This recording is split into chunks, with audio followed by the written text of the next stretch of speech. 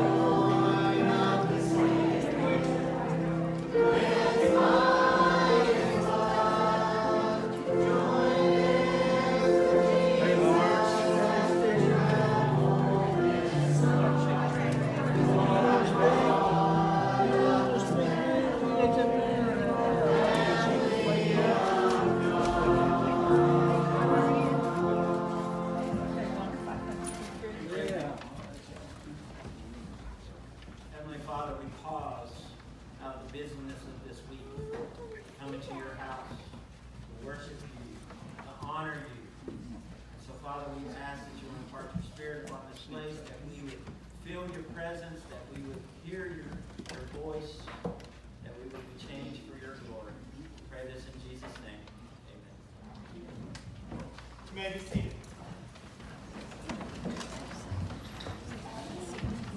By way of announcements, if you see the message, anything shot of sin, we're not taking any shots today, it should be short of sin. That was a typo.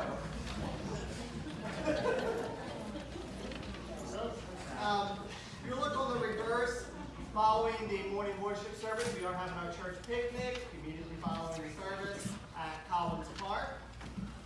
And because of that, we're not going to have evening services tonight. Tomorrow will be the women's Bible study at 6 p.m. And then on the 28th, we're going to have choir practice. We are practicing the new cantata for Christmas. If you're interested, that's at 6 and Bible study at 7. Next week, we have a lot of great things going on. And we're having Promotion Sunday during the Sunday school opening. And also, we're having, during the morning worship service, Echoes of Grace with a concert that evening at 6. We also will be collecting a special offering for Echoes of Grace as a love gift for them to help them with their travels. So that'll be during the morning worship service. September 3rd is the WMS monthly meeting at 6. September 8th is the Sunday school breakfast at 9:45. It'll be a carry-in breakfast. We invite you all to come out to those. It's a lot of fun for food and fellowship. And then after the evening service will be a deacon meeting at 7. September 15th is Faith Girls has started again, and then we'll be doing our community meal on September 28th. How did that, what was the numbers yesterday? Anybody have those? Anybody remember? 75 total. 75 total. Good. And then October 6th is our communion service, if you're interested, at 6 p.m. And then our homecoming weekend, we plan to honor Riley Smith for his retirement. Riley Smith has retired through our church as a brethren pastor. It doesn't, when you retire as a pastor, you never fully retire. You just say, oh, I'm retired now, because you're always a pastor. Once a pastor, always a pastor. So he will be, we're going to be honoring him during that homecoming weekend. Is there any other, oh, there is another announcement. Kelly. The church orders was initially going to be today, the end of it, but I'm going to extend that out for 2 more weeks. So if you still want to order one, please do so. This is what it will look like. This is the front, and this is going to be on the back. Just let me know. Again, maroon or blue.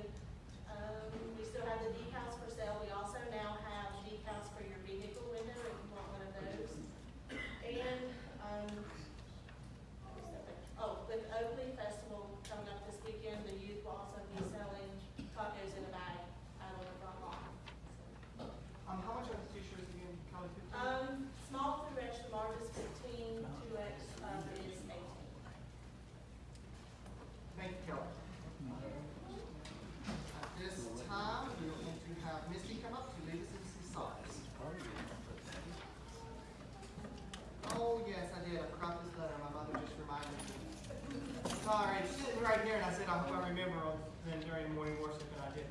We did receive a letter from Warm Hands and Warm Hearts. We have included them in our budget. We give them a small contribution for home missions. And this is a letter from Pastor Mike Bones. It says, thank you for your blessing to our ministry. Local churches are important to us. Being a mission serving God's people day by day is humbling.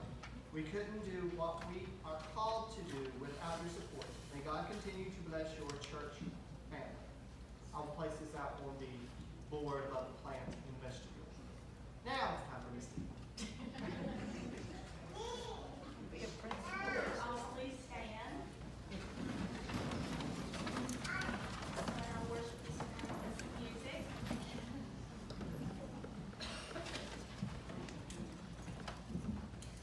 Find this in your hymn book as well, 185. But I think there's enough of us here that we can sing loud enough to make our neighbors believe it. So.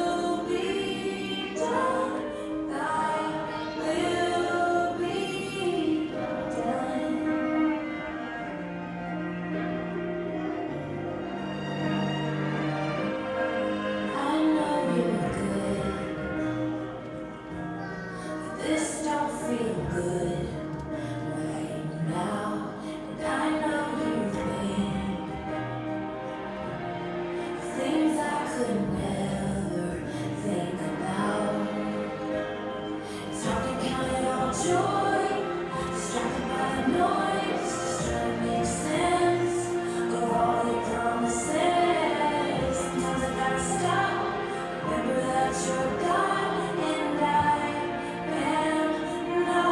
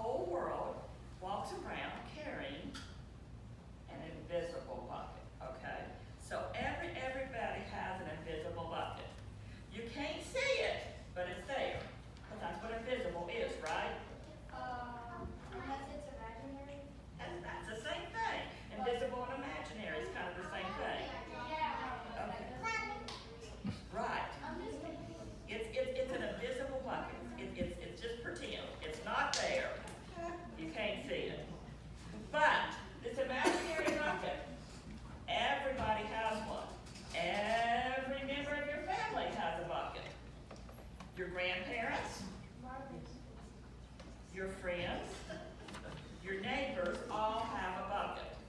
Everyone carries this invisible bucket. The one time I ever used that day, you did. Oh, You hear that, family? now, you're going to find the purpose of this bucket, okay? This purpose of this bucket is to hold good thoughts and feelings about yourself, okay? So in this bucket, you hold all those happy, positive thoughts. If you feel very happy and good, your bucket is full. If you're sad and lonely, your bucket's empty. Okay? Okay. Other people feel that same way too. They're happy when their buckets are full. They're sad when their buckets are empty. It's great to have a full bucket, and this is how it works. This is how you fill up your bucket. You need other people, and other people need you to fill up your buckets. Okay, it's getting a little bit more complicated. You fill a bucket, listen, you fill a bucket when you show love to someone, when you say or do something kind, and even when you give somebody a smile. Let me see your best smiles. Oh, that's a pretty scary smile. Okay. Your best smile, okay? Okay, so you give somebody a smile, it automatically fills up their bucket.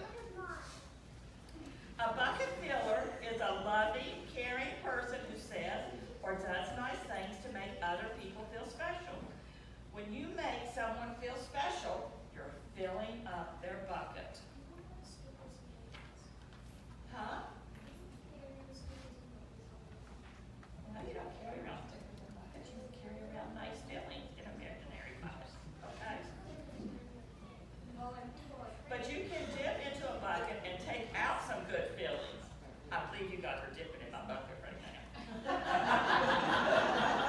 Dip into a bucket when you make fun of someone, or when you say or do mean things, or when you ignore someone. That's what being a bucket dipper is. A bully is a big old bucket dipper. A bucket dipper says or does mean things, and they make others feel bad. When they eat the stuff in the bucket, whatever that is, I'm pretty sure it's not healthy because rainbow is not healthy. Many people who dip into an empty bucket think they can fill their own bucket. So they dip into somebody else's bucket thinking they can fill up their own, but it doesn't work that way.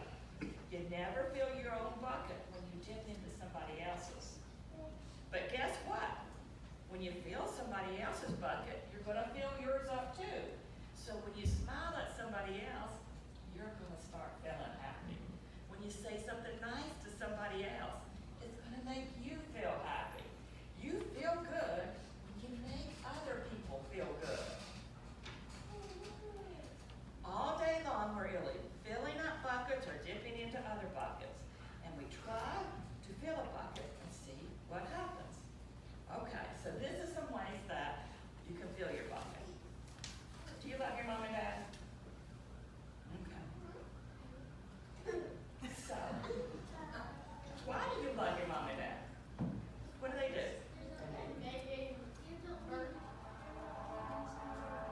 Okay, they gave you life. They give you love. They take care of you. So that you should go tell them. Tell them that you love them and tell them why you love them so much. And you know what you do if you do that? You will. You'll be filling up their buckets. Watch for a smile to light up their faces, and you'll know that you're filling up their bucket. If you practice, you'll become a great bucket filler.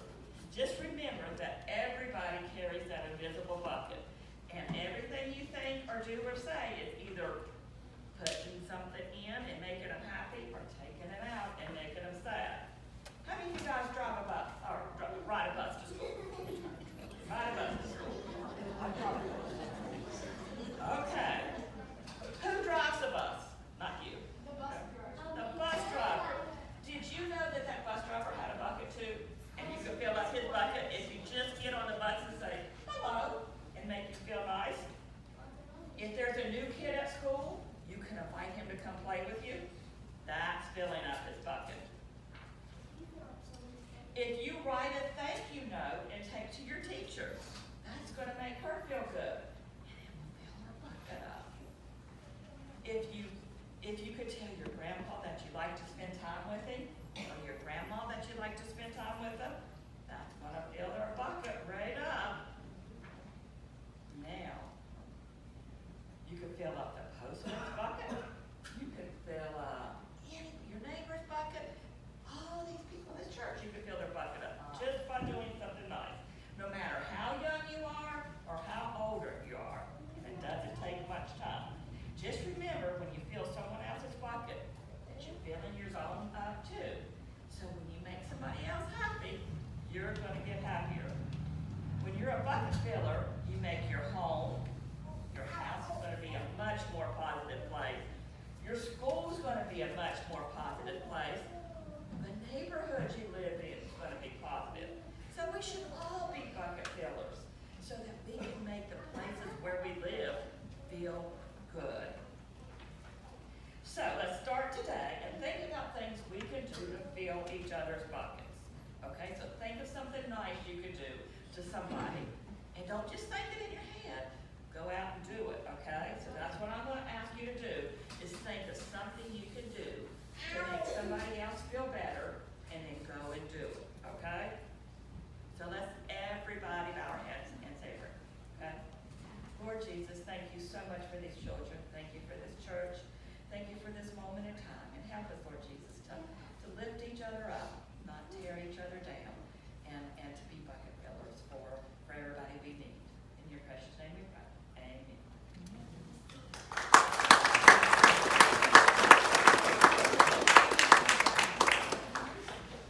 Thank you, Patricia.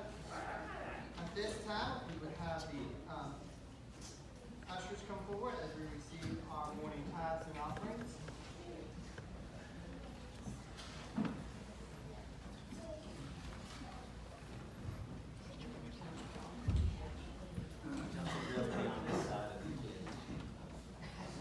We should turn this pew around. Let's pray. Heavenly Father, again, we are truly grateful to be in your house today.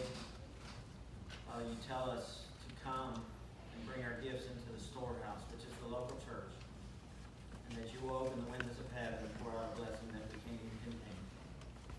So as we come to this time to give back that portion of what you have so graciously given to us, Father God, we ask just that you would take these small gifts, you would multiply them, that you would open the windows, and you would pour out your blessings upon us and all those that need this money the most. We thank you in Jesus' name. Amen.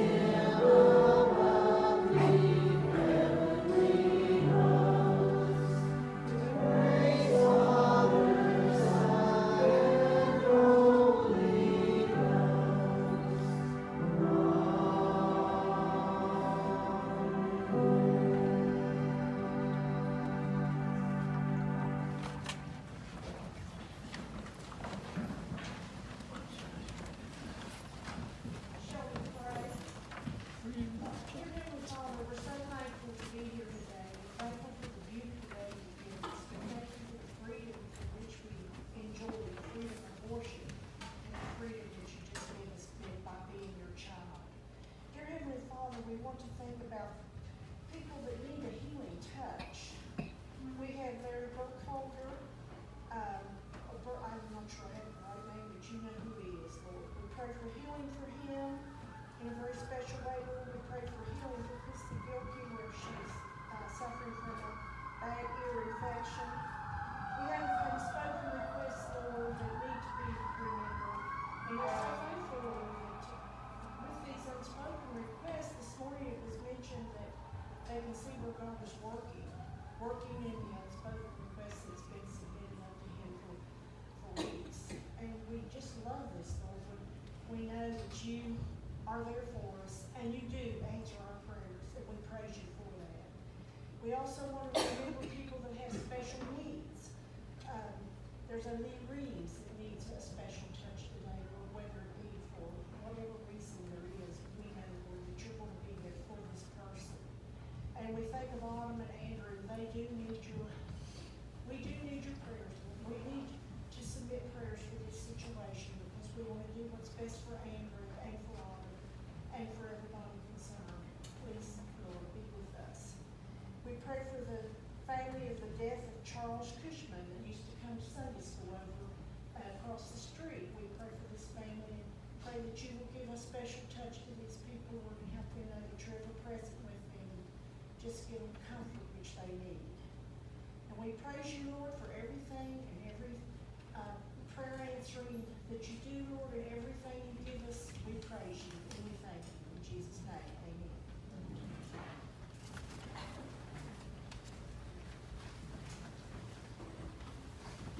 So we're going to forego the special song today. Go ahead and do the video.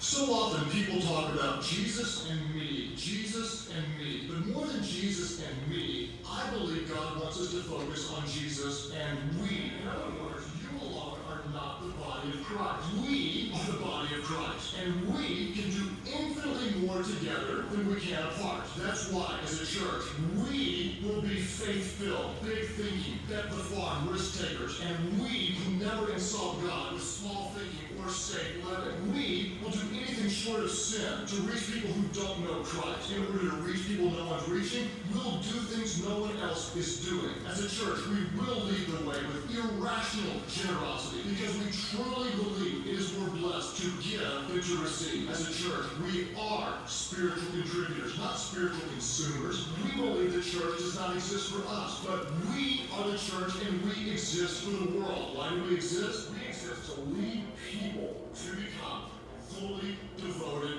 followers of Christ. Jesus and we can make this happen. So this is our last week of Jesus and we, and I have said throughout this series, and I hope that we all understand that God did not give us a small commission. In fact, God gave us a great commission to go into all the world to preach the good news. The good news of Christ's love and His grace. And just because we are a small church here on the corner of Central and Church does not excuse us from striving to fulfill that commission that Jesus commanded some 2,000 years ago. That in fact, we are, and I believe this, we are the hope of the world. Jesus Himself said this about you and I, the church, His followers. He said this in Matthew chapter 5, verse 13, you are the salt of the earth. Figuratively speaking, God preserving and seasoning us as believers to grow in our faith, loving Him with our whole heart, with our whole soul, with our mind, with our strength. Growing in love with Him. And that love is to be displayed through us to the world. He also then said in that same Matthew chapter 5, verse 14 and 15, He said this. He says, you are the light of the world. A city set on a hill cannot be hidden, nor does anyone light a lamp and put it under a basket, but on a lampstand, and it gives light to all who are in the house. We are light, and we are to spread our light in the world. You know what's crazy about that? When you think about this verse, some people, even Christ followers, I'm sure not any of you, because we don't do that in this church, do we? But I'm sure some people actually hide their light. And let me just say this to that. This is not us. This is not what we're been called to. As your pastor, I am personally not going to let this happen because we are the light of the world. We are the church. We are the hope of the world. And we will rise up and let our light shine to the world so that they may see our Heavenly Father and give Him praise. That is our great commission. So aren't you glad you're here today? For those of you who might be new to the church or this series, what we've been doing is we've been looking through the lens of the Bible, especially at values that we are calling we statements. Things that I hope we as a church will embrace, and quite frankly, things that I believe, and I hope you do as well, that God has called the church to be. Not just our church, but every Christ-centered church is called to these things.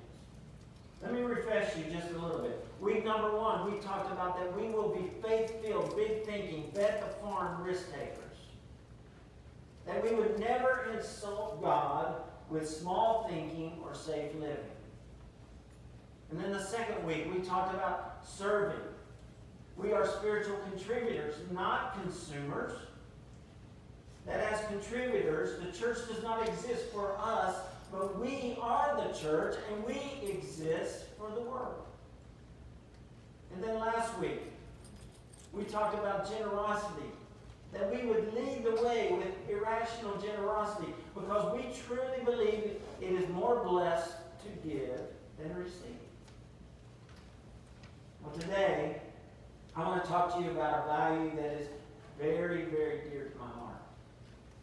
I want to talk to you about the value of reaching people who are far from God. We're going to be in Mark's Gospel today, specifically chapter 2. I want to start at the end of that chapter, and then I'm going to jump back to the beginning of the chapter. But let me just give you some context about what's going on and what we're going to launch off of. Jesus had just healed a guy. And then he turns around and he calls Matthew, or Levi, as he's called in the pages of Scripture, who was a sinful tax collector. The people hated tax collectors. But he calls Levi. Like the other disciples, he says to him, "Leave all that you have and come and follow me." And Matthew did. To the shock of the religious people, this very well-known sinner, hated by the people, despised by the people, not only follows Jesus, but then he turns around and he throws a party at his house and invites, evidently, a bunch of other sinners. Other questionable people. Now, as you might have guessed, the Pharisees, the religious leaders of that day, they are highly offended by this. They are upset. And they began to talk some smack about Jesus. It's really what they were doing. They started saying things like, "Why does Jesus eat with sinners?" Now, they aren't saying these things to Jesus himself, but they're saying it to his followers, his disciples. But Jesus knows what they're talking about, and he overhears these comments, and he responds to them. And to be honest, his response to them shocked them. It was shocking and extremely controversial. In fact, it probably dropped a lot of jaws in the house. This was actually kind of the first drop the mic moment for Jesus, right? Here's what he said. On hearing this, what the Pharisees were saying, Jesus said to them, this is Mark chapter 2, verse 17. "It is not those who are healthy who need a physician, but those who are sick." And if that wasn't enough, the next words out of Jesus' mouth sent the Pharisees into a tailspin. They called Jesus' words actually heresy when he spoke them, totally contrary to their view of God. And they couldn't believe that he was saying it. But Jesus said this, "I did not come to call the righteous." Who did he come to call? Not the righteous, but sinners. Jesus came to call the sinners. In essence, what the Pharisees heard was, "Look, I didn't come for you guys. Or at least who you think you are. didn't come for you. I came for these people. I didn't come for the righteous or those who think they're righteous. I came for those that know they're not. Friends, to me, this is such an emotional verse when you realize that Jesus did not come for the healthy, but he came for the sick. He came for those that know that they're lost without him. He didn't come for those who think they're already righteous.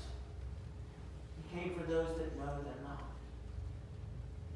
Those that know that they're in need of a Savior.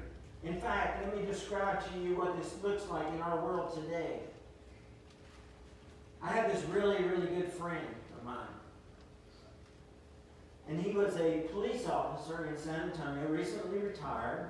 But most of his career, he spent as an undercover narcotics officer. One particular time, a few years ago, they did a drug raid, and honestly, he comes to me and he shows me these pictures of what they found at this place that they went and did the drug raid. And I wish I could have the pictures because they're pretty amazing, but honestly, they were part of the evidence.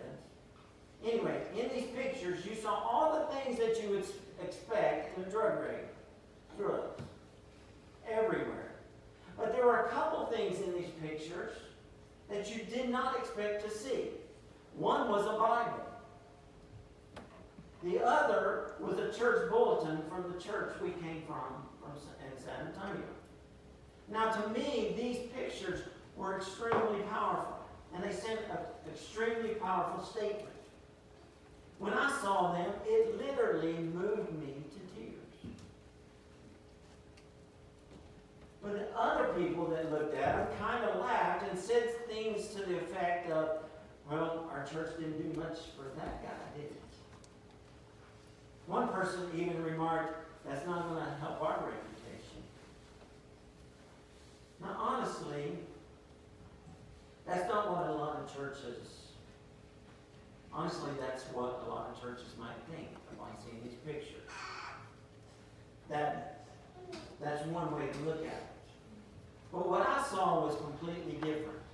When I looked at those pictures, it moved me because what I saw was an image of a guy who has probably made a lot of bad decisions early in his life, and he has gotten trapped in a downward spiral. And in my heart, I felt this guy was searching for something. It's like you could feel it. Why would he have this Bible?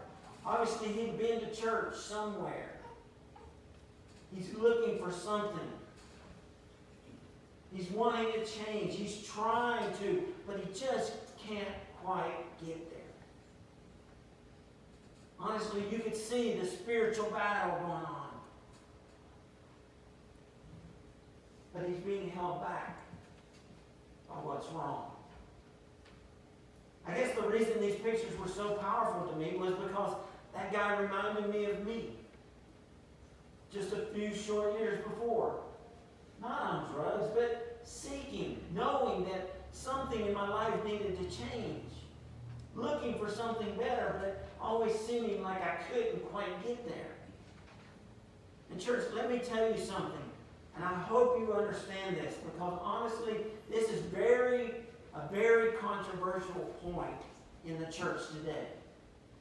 But when Jesus started the church, approximately 2,000 years ago, he started it with people like that guy, like drug bust guy, in mind.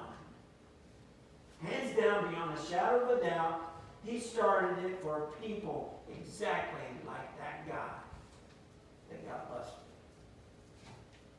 But he also started it for people like you and me, because whether we think so or not, in one degree or another, we either are a lot like him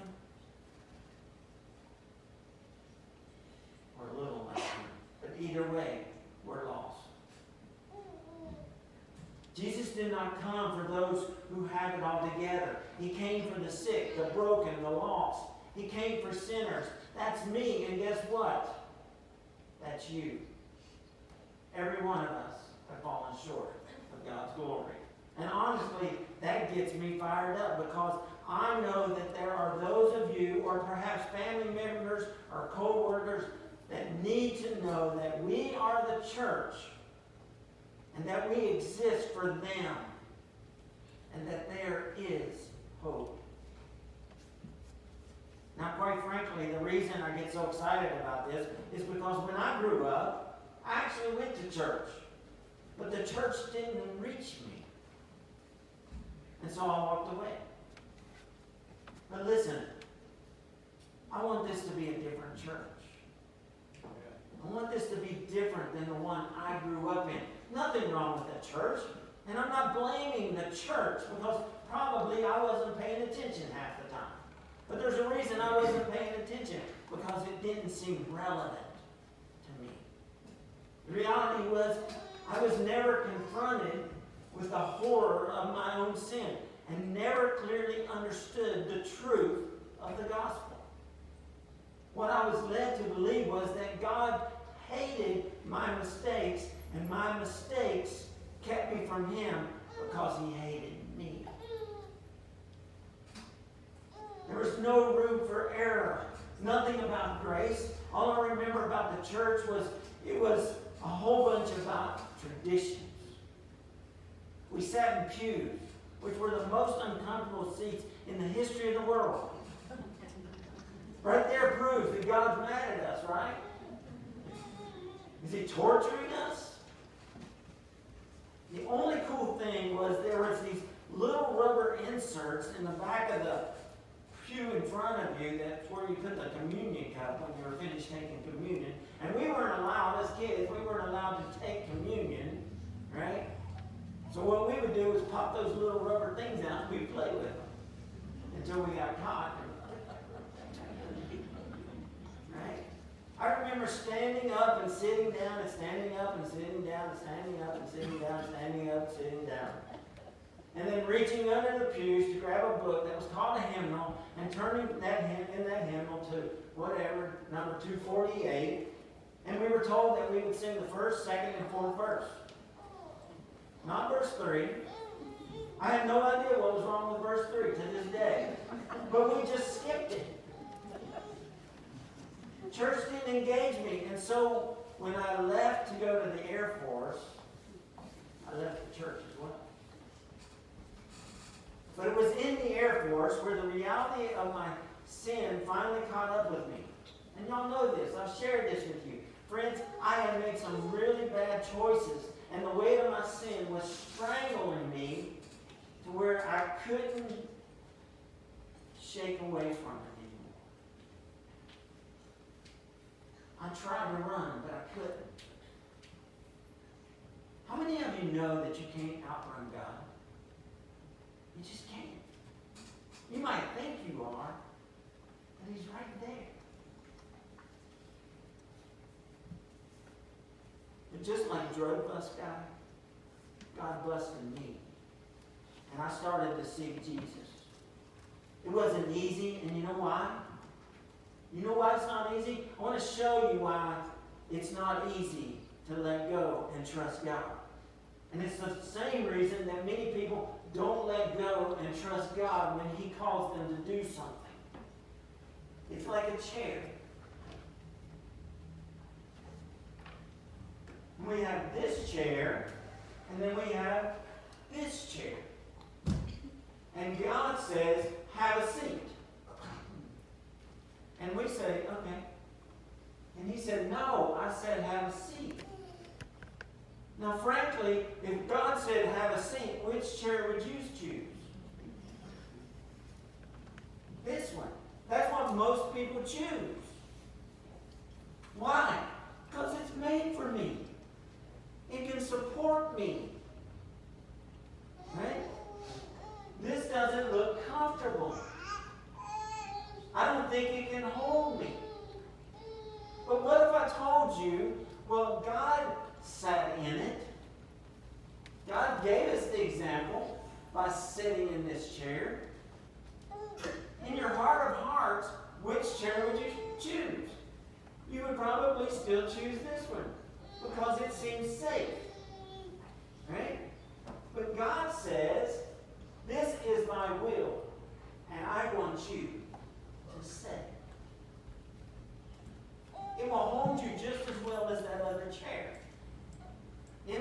not be glamorous, it might not be that comfortable, but this is my will. And quite frankly, a lot of people say, well, I want what's comfortable. I want what seems to fit. And God, this doesn't look right. But see, God gave us the example. He submitted to his own will long before he asked us to submit to it. And you see, I had a really hard time getting past this. That even though I felt like Jesus wanted me, that his desire was for me to sit in this chair, I couldn't get past it because I was no good. Because I had not lived my life for him.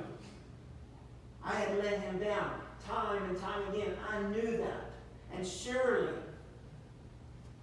he was not about to save someone like me. Someone as messed up as me. And I felt like if I sat in this chair just for a joke, the chair was going to fall apart on me.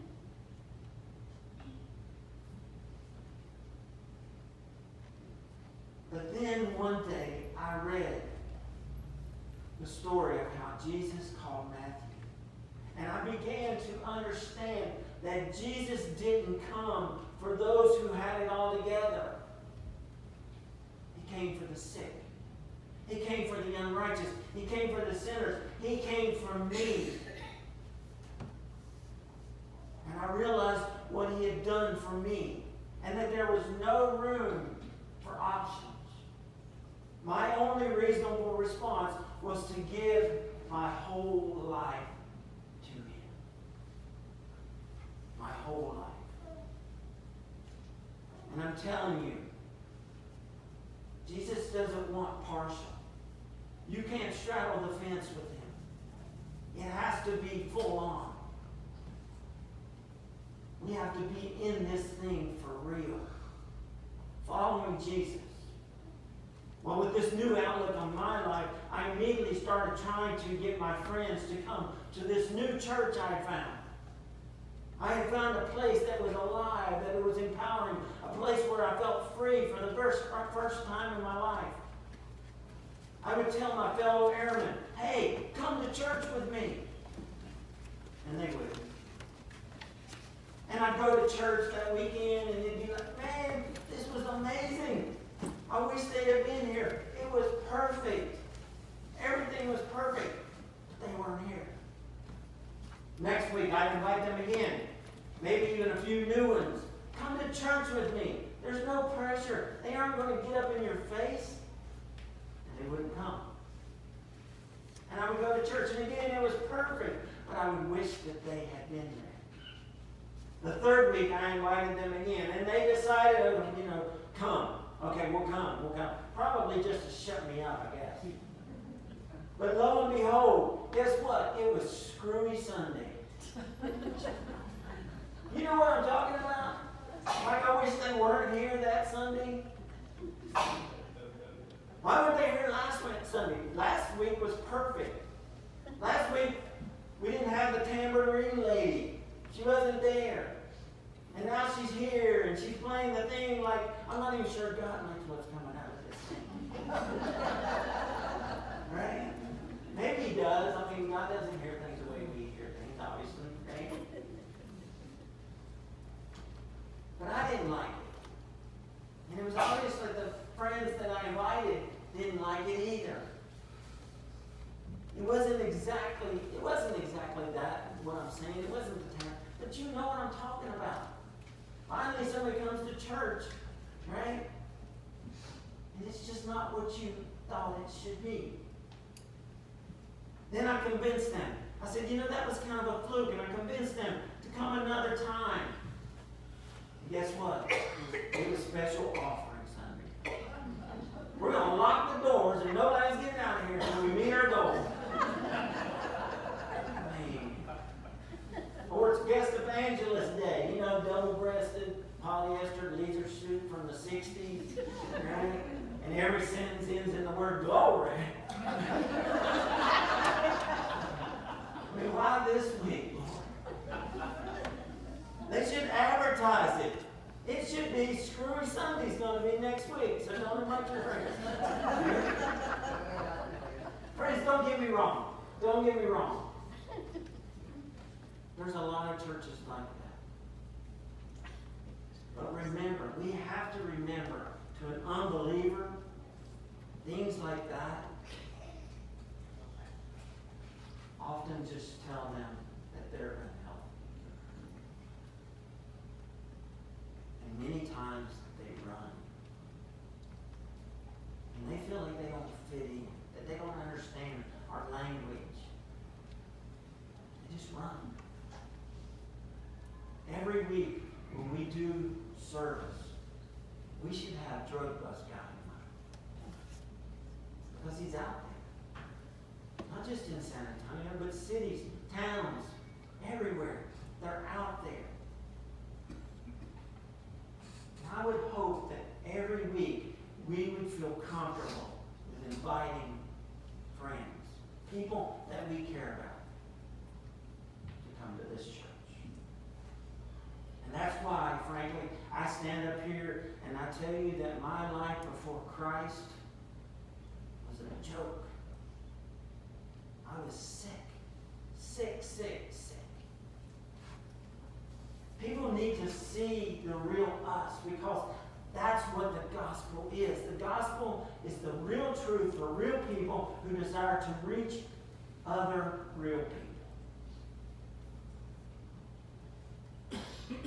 Which really brings me to what I want to share with you today. In the remaining time that we have together, there's a story in the beginning of the Gospel of Mark, chapter 2, verses 1 through 5. And let me just read it, and then we'll dig into it a little bit. But this is what it says.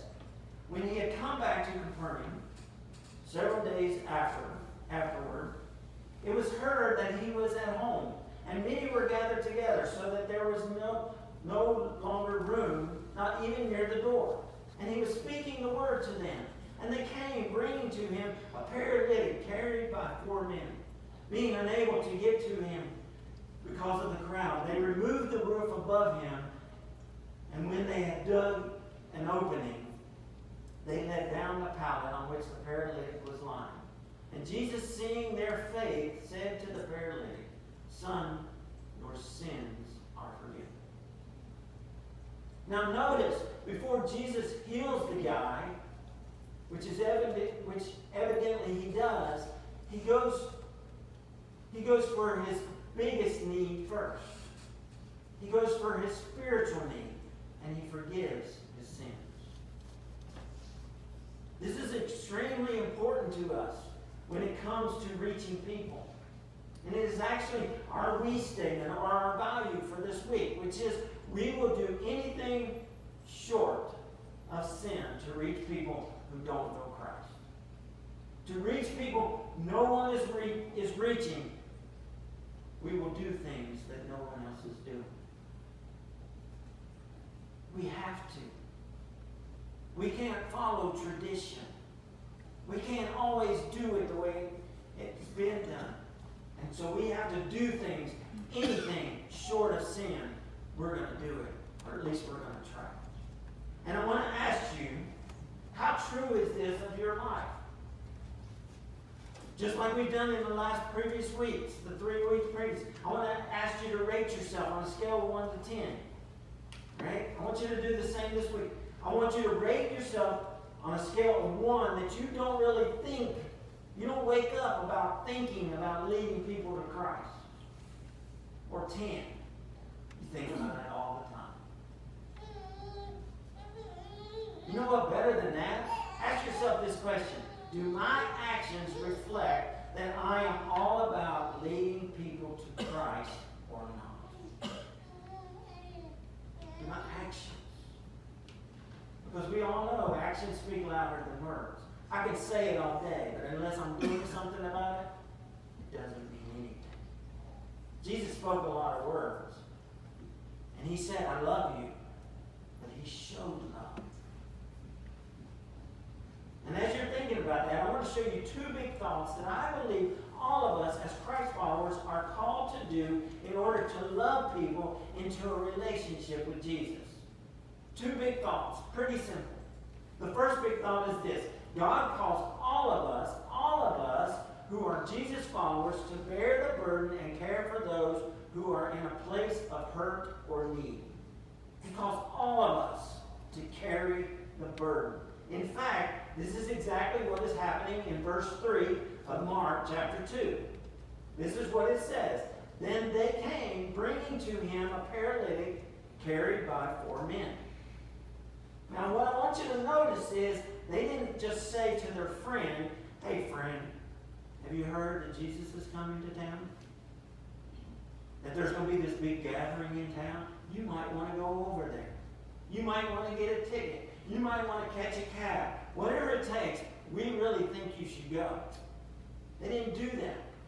What they did is they got involved in the man's life. And they said, "Man, we're going to get you there.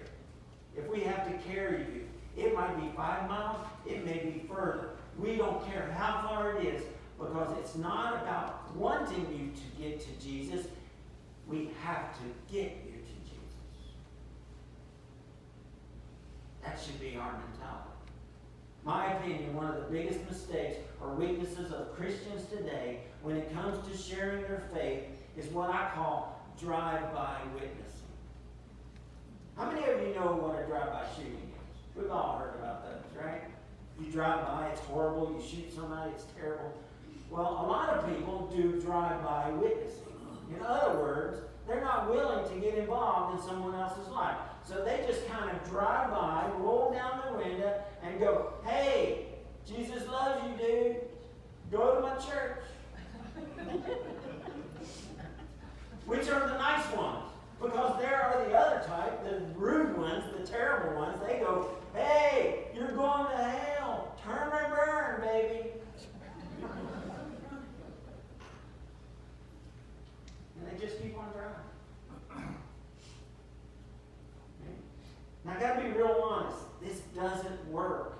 They might think it does, but it doesn't. It doesn't work in today's world. Not at all. Not even the silent drive-by works. You know, the John 3:16 on the back window. You know, maybe you get an A for effort, but you get a D for impact. Good intentions, but people need to know that we care about them. Not that we're just trying to convert them to something, to make them believe what we believe, but that we care. We genuinely care about them, and listen. They're not going to know that if you're just shouting it from your car. They're not going to know that by the decals on your car. Your car cannot preach the gospel. Your decals cannot share the love of Jesus. Now you may say, "Well, I don't even know how to share my faith." It's not about whether you can share your faith. It's about, can you share your story?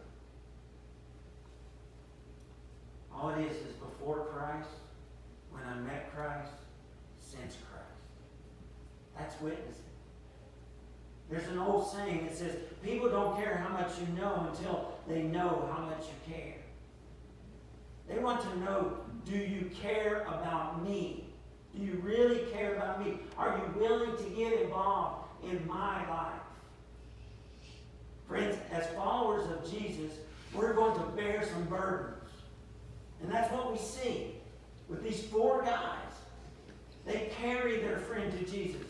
And let me make a little suggestion to you.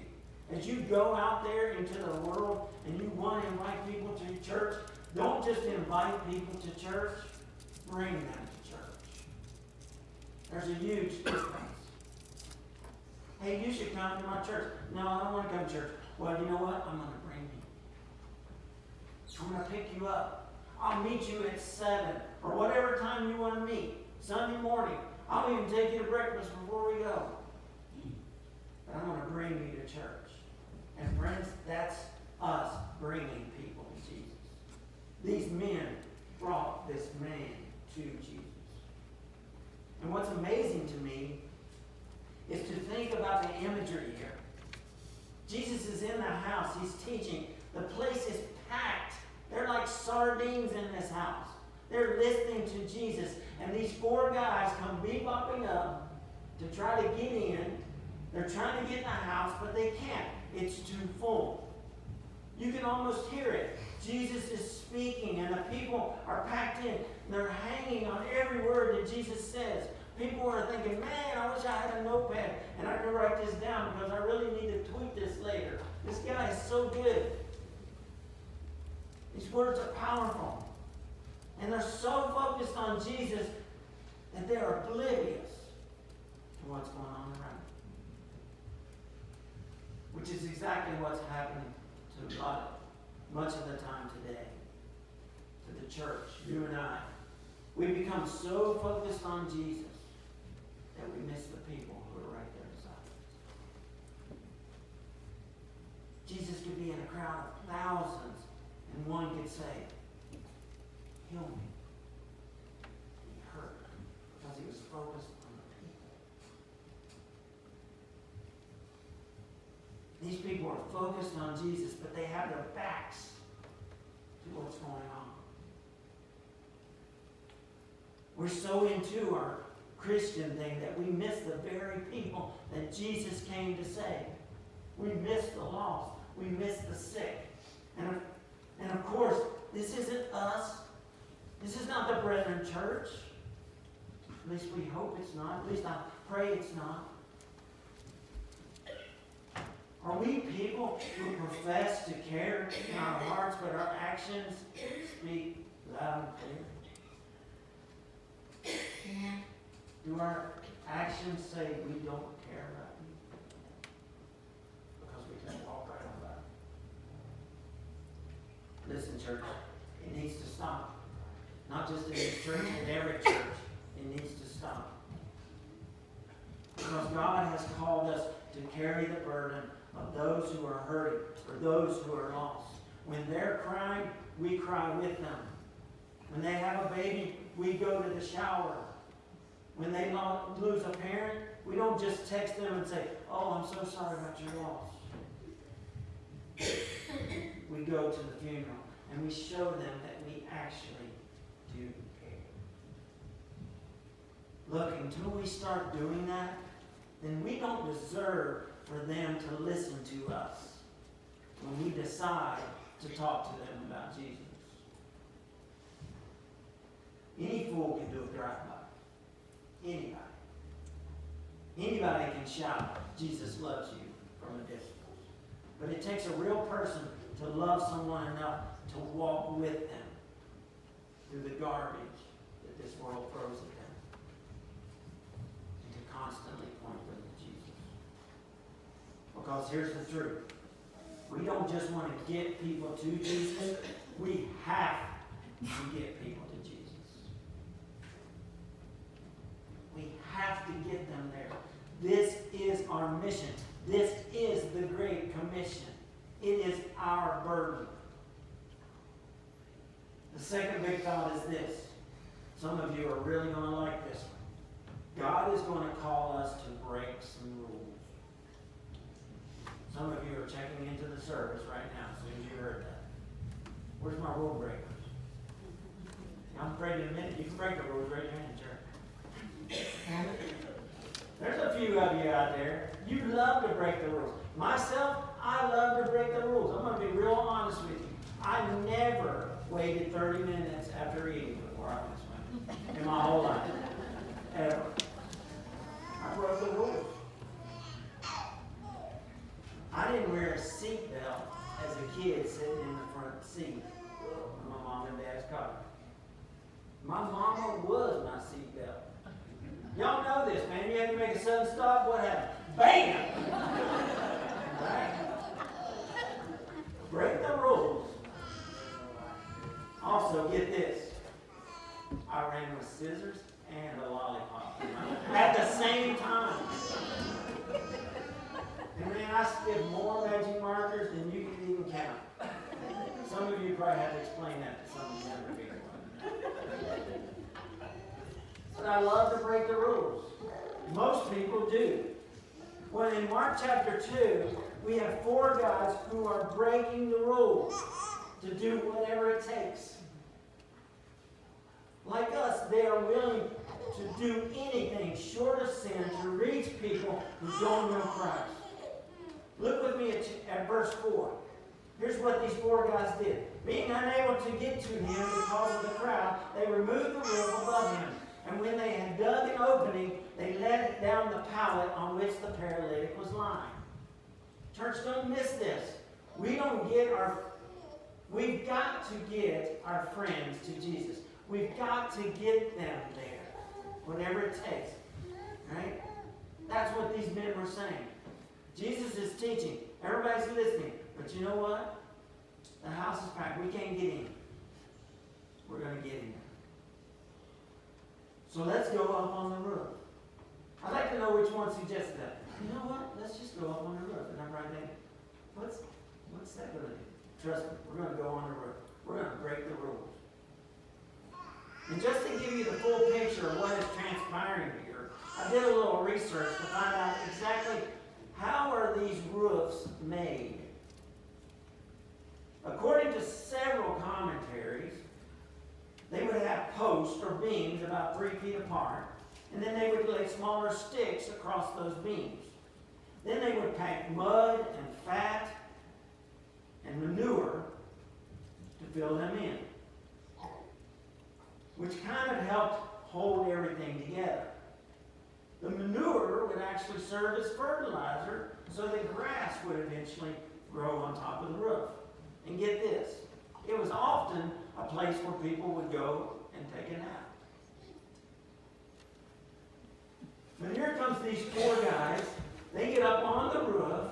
Now, I don't know how they dug through it. Maybe one of them was a Boy Scout and said, hey, I always have a shovel because you never know when you might need a shovel. But I don't think so. They probably didn't. They probably used their hands to dig through. Now remember what was one of the things that this roof was made out of. Right? And let me just tell you, sometimes you're going to have to dig through a little to get somebody to Jesus. Sometimes you're going to have to go through a little manure to get somebody to Jesus. Can you imagine this? They're digging through. The people are in the house listening to Jesus. When all of a sudden the roof starts falling in, all of a sudden there's a light that comes through the ceiling. And Jesus looks up, and everybody looks up, and they see these 4 guys who don't just want to get their friend to Jesus. They know they have to get their friend to Jesus. And what I love about this is these are guys who are not willing to allow obstacles to stop. It's not an option. They have to set the chance. And as a church, there are times where we're going to have to bust through some barriers. We're going to have to break the rules. We're going to do whatever it takes to get people to Jesus. And friends, here's the key in all of this for us. To reach people no one is reaching, we're going to have to do things that no one is doing. Got to. There's a young generation out there that has no idea who Jesus is. And they're lost. And they're dying without him. And they want a life that's better. Nobody wants to die saying, my life didn't count for anything. Everybody wants their life to count. We've got to do whatever it takes.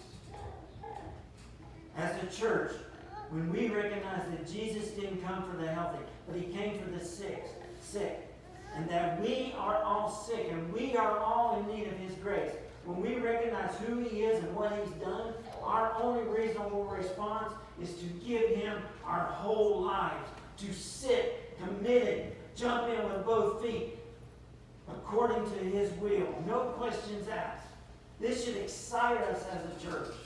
We have a tremendous responsibility, and just like the one who first carried the burden for us, we are called to carry it for others. and like Him, be willing to do anything short of sin to reach people who don't know Him. May we always be a church that does not judge those who are without Christ, but a church that loves them where they are, in order that they may come to know the grace and love of Jesus Christ. May we always be a church full of people who will gladly bear the burdens and get messy and dirty and get involved in the lives of people, because people matter to Jesus and therefore they should matter to us.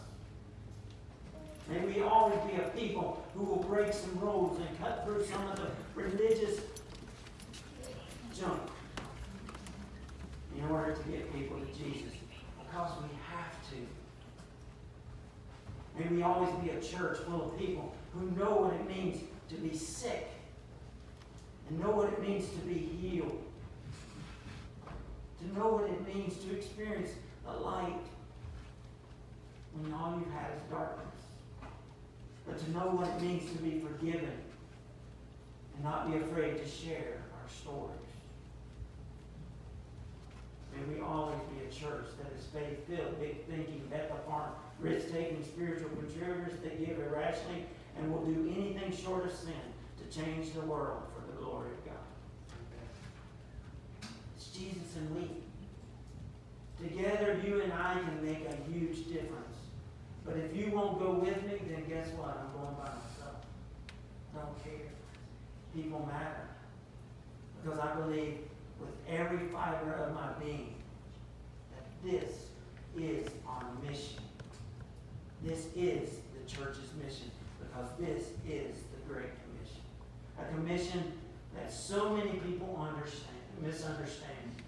So many people think, well, I have to go somewhere in order to participate in God's commission. Therefore, they never experience the fullness of God's will in their lives. Because after all, it says, go. Let me tell you what it really says. Jesus said in Matthew 28, verses 19 and 20, go therefore and make disciples of all nations, baptizing them in the name of the Father, Son, and the Holy Spirit, teaching them to observe all that I have commanded you. And lo, I am with you always, even to the end of the age. The word go there is the Greek word poreuomai, which is better translated as going. So, going, therefore, do this. Which means, as you and I are going about our daily lives, as we are going to work, as we're going shopping, as we're going to the game, as we're going, therefore, share the good news of Jesus to those who are lost. But did you get the last part of the Great Commission? And lo, I am with you always, even unto the end of the age. It's us with Him, doing the very thing He has called the church to do. It's Jesus and you. Will you stand with me and pray?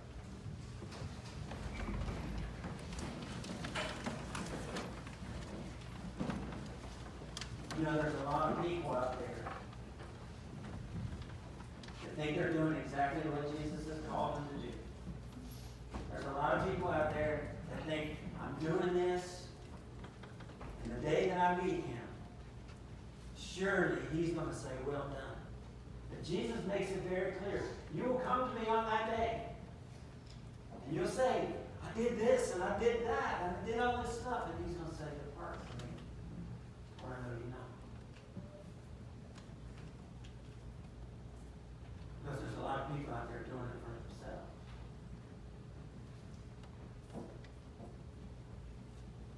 God has called us to something greater than ourselves. I'm nothing. You're nothing. But with Jesus, we're everything. We are the hope of the world. And so, Lord, help us to be just that. Help us to be the hope of the world. Help us to take the commission that you give us and to fulfill it, regardless of how popular we appear to be, or how crazy our stories might be, whatever it is, God, help us to fulfill your commission to go, therefore. That as we are going about our way, as we are leaving this building today, as we're going to the picnic today, Father, let us be about your business. Let the world see that we are yours as we love people exactly right where they are. Because Jesus said, the world will know that you are mine because of your love. Not because of what you say, but because of how you act. And so, Father, help our actions to speak far louder than our words. And when we hear the call, may our answer always be yes. I will go. In Jesus' name. We worship.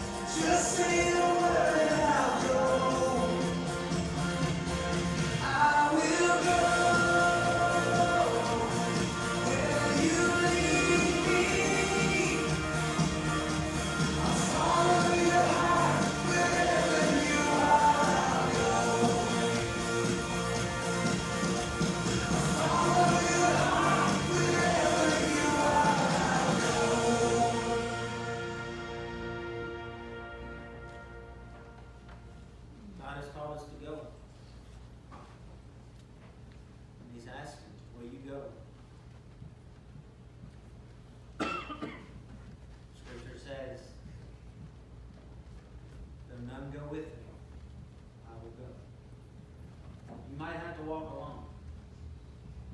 You might feel like the whole world's set against you, and that's quite possible. But will you still go? Will you still say in God's will? You know, at the beginning, we sang that song, Thy will be done. Those are 4 hard words. But each of us, He wants us to say that. Not my will done, but yours be done. And so God, again, we thank you for today. Help us. Help us to walk faithfully in your will. Even when we don't understand it, even when it doesn't make sense, even when it feels uncomfortable, help us to say, Thy will be done. We thank you. In Jesus' name. See y'all quickly.